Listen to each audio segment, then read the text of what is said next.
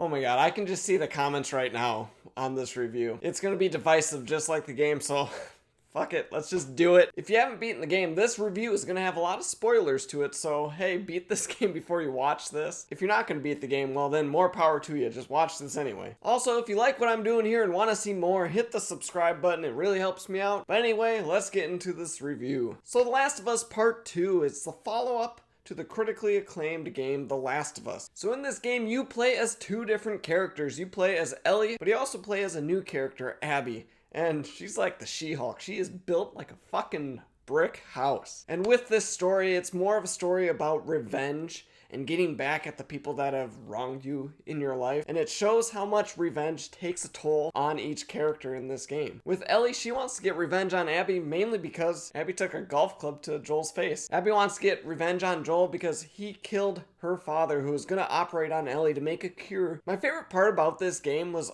honestly the gameplay. And what they did, they took gameplay from the first game that was already stellar. They improved upon it by adding a little bit of open world sections into the game. And then they also made the sneaking around just a little bit more improved and better. You can go prone now. You can slip in between objects and like counters and between crevices, which really adds a new mechanic of getting away from the enemy after you've alerted them to your position. Graphically, this game is phenomenal. Like, this is probably one of the best graphics in a game that I've ever seen in my entire life. It's just amazing. One thing that does knock this game is its story. Some people really love this story. Some people really hate it. I'm kind of in between. I feel really mixed about this story. I didn't think it flowed the best. If you just rearranged it a little bit in different order, I think it would have flowed better and it would have made more sense and would have told the story a little bit better. When Ellie's story arc is starting to get to the peak, they hit the brakes on the car, slow it all the way down and say, hey, you're starting over with Abby. And you're like, what? No, I don't want to play as Abby. She killed Joel. Granted, Joel is not a hero at all. He is an antagonist. He's very flawed. But in the first game, you were able to see him grow from just being a smuggler to someone that actually cares about other people. At that point, when Abby kills him right away in the beginning of the game, you're kind of like,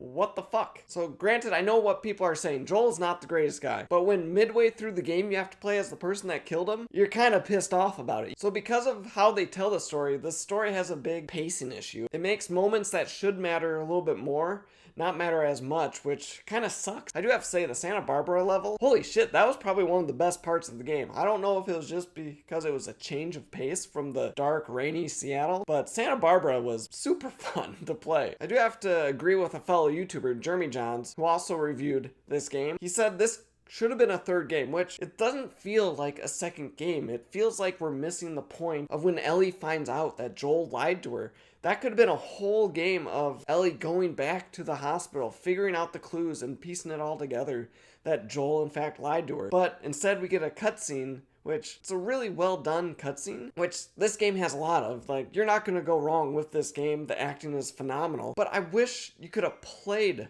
those moments instead of just watched it. Overall, I'm gonna give this game a 7 out of 10. To me, the gameplay is what elevates this game. The voice acting is phenomenal. Troy Baker and the rest of the cast, it's top tier voice acting that they provide for this game. However, how this game is written and how the story goes along, I think that's what really brings this game down. I do have to say I enjoyed the first game a lot better. I thought the story was a lot better. But yeah, that's how I landed on a 7 out of 10. I think it's a solid 7 out of 10. I wouldn't go out and buy it for full retail price. Wait for it to go on sale, like a Black Friday sale, or just one of the first price cuts. But that's my review. Have you played The Last of Us Part 2? If you have, let me know what you think about it in the comments below. If you want to check out more reviews, hit that subscribe button so you never miss out on a new one. And if you like this review, hit that like button. But like always, thank you for watching, and I'll see you next video.